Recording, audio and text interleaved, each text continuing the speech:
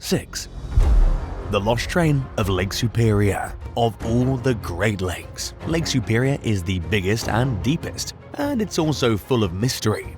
One of them is the wreck of a freight train that derailed and plunged into the lake more than a century ago. The train was the CPR 694, a Canadian Pacific Railway locomotive that was hauling 12 boxcars from Thunder Bay to Winnipeg on June 9, 1910. As it was passing near Mink Harbour in Ontario, it hit a large boulder that had fallen on the tracks. The impact then caused the train to derail and fly off a cliff, falling about 65 feet into the water below. 3 crew members died as a result of the accident, and one of them was never found. The train sank to the bottom of the lake, where it remained hidden and forgotten about for 106 years. It wasn't until July 22, 2016, that a team of underwater explorers led by Tom Crossman, a Minnesota-based recovery expert, discovered the train's location. They used a remotely operated vehicle, ROV, with a video camera to scan the lake floor, following the coordinates provided by another diver who'd found 2 of the train's boxcars 2 years earlier in 2014. The ROV captured images of the train's wheels, boiler, and cab, which were partially buried in mud and covered with mussels. The train was lying about 230 feet below the surface among a field of boulders. The team also recovered some artifacts from the train, including a lantern, a whistle, and a toolbox. The discovery of the CPR 694 was a rare and exciting find for historians and enthusiasts of railroads and shipwrecks. It was also a tribute to the men who lost their lives in the tragedy. The train is now considered a heritage site and is protected by law. It won't be razed or disturbed, but it will be documented and studied by researchers. The CPR 694 is one of the many wrecks that lie in Lake Superior, which has been nicknamed the Graveyard of the Great Lakes. It's also one of the most unusual and intriguing wrecks, as it's not a ship but a train that met its fate in the water. 5. The Titanic Violin. The Titanic was one of the most extravagant and cutting-edge ships of her day, but it also ended up being one of the most catastrophic. On the night of April 15, 1912, the ship struck an iceberg and sank in less than 3 hours, claiming the lives of more than 1,500 people. Among the victims were 8 musicians who played until the very end, trying to calm the passengers and crew as they faced their inevitable fate. The leader of the band was Wallace Hartley, a 33-year-old violinist from Lancashire, England. Hartley had a long career as a musician, playing in various orchestras and on other ships before joining the Titanic. He was engaged to Maria Robinson, whom he planned to marry after returning from the voyage. He brought with him a violin that she'd given him as an engagement present, with an inscription that read, "For Wallace, on the occasion of our engagement, from Maria." Hartley and his fellow musicians weren't employed by the White Star Line, the company that owned the Titanic, but by a music agency that supplied bands for various ships. They were considered second-class passengers and had their own cabins on the vessel. They played at different times and locations during the voyage, entertaining the first and second-class passengers with a repertoire of classical and popular tunes. When the Titanic hit the iceberg, Hartley and his band were off duty, but they quickly assembled on the boat deck with their instruments. They played cheerful and lively music to prevent panic and help the evacuation process. They moved from the boat deck to the first-class lounge and then back to the boat deck as the ship tilted. They reportedly played their final song, "Nearer, My God, to Thee," as the Titanic plunged into the ocean. None of the musicians survived the sinking, but their bravery and dedication were widely praised and remembered. Hartley's body was recovered by a rescue ship about 10 days after the disaster. He was still wearing his life jacket and holding his violin case strapped to his body. The violin was returned to Maria Robinson, who never married, and kept it as a memento until her death in 1939. The violin passed through several hands until it was rediscovered in 2006 by an auction house in England. And after extensive research and testing, it was confirmed to be Hartley's violin from the Titanic. It was then displayed in several museums and exhibitions before being sold at an auction in 2013 for $1.7 million, a record price for Titanic memorabilia. The Titanic violin is more than just an instrument. It's a symbol of courage and sacrifice in the face of tragedy. It represents the spirit of Hartley and his bandmates, who chose to play on until the end, giving comfort and hope to those who needed it most. 4. Cronin Cheese. The Cronin was a Swedish warship that sank in 1676 during a naval battle with Denmark and the Netherlands. It was one of the largest and most powerful ships of its time, capable of carrying 126 cannons and 800 crew members. But it also carried a surprising cargo, a tin of cheese that survived for more than 300 years on the bottom of the Baltic Sea. The cheese was discovered in 2016 by divers who were exploring the wreck of the Cronin, which lies near the island of Åland. The divers were hoping to find gold coins or jewels, but instead they found a black tin jar buried in clay. When they brought it to the surface, some of its contents leaked out and emitted a foul smell. The divers realized they'd found a dairy product that had been preserved by the cold, dark, and low oxygen conditions of the sea. The cheese was sent to a laboratory for analysis, where researchers confirmed that it was indeed a dairy product. They also tried to determine what kind of cheese it was and how it was made. They speculated that it could have been a Roquefort-like cheese, made from sheep's milk and aged with malt, but it also could have been a hard cheese, similar to Parmesan or Gouda, made from cow's milk and salted for preservation. The cheese also raised questions about the diet and culture of the 17th century sailors who sailed on the Cronin. Why did they bring the cheese on board? Was it a luxury item or a staple food? And how did they store it and eat it? The cheese is one of the many fascinating artifacts that have been recovered from the Cronin, which is currently Sweden's largest underwater archaeology project. The shipwrecks yielded tens of thousands of items, including cannons, coins, weapons, tools, clothing, medicines, and human bones.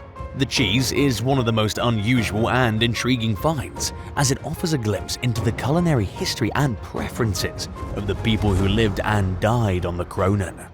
3. The royal fish from the Baltic Sea. Sturgeons are ancient fish that have existed for more than 200 million years.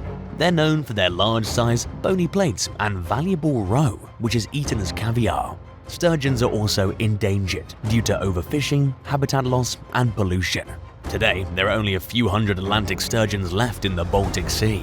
However, in 1495, Atlantic sturgeons were abundant and highly prized by royalty and nobility.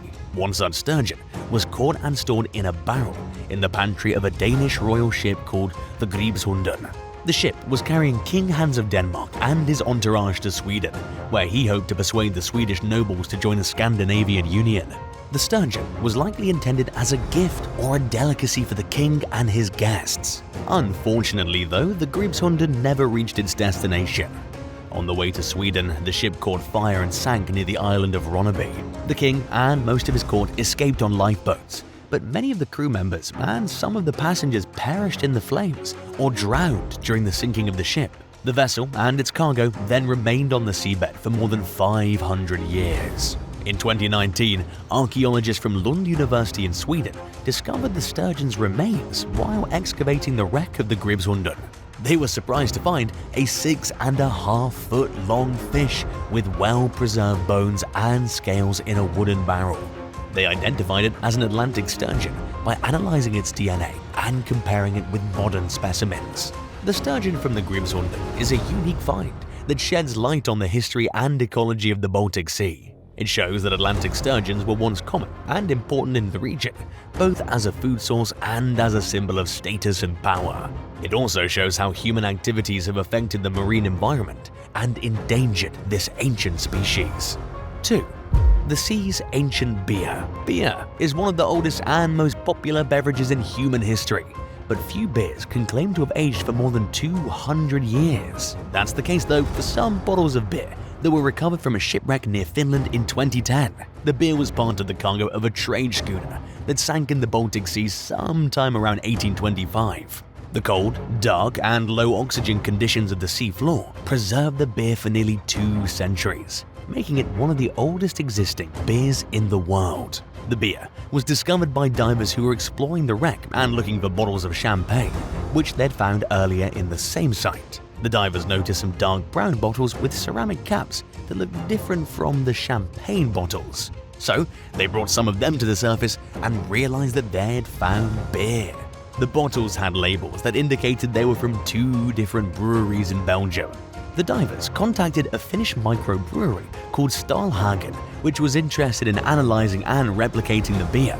The brewery worked with scientists from the Technical Research Center of Finland and the University of Munich to study the chemical composition, microbiology, and sensory properties of the beer.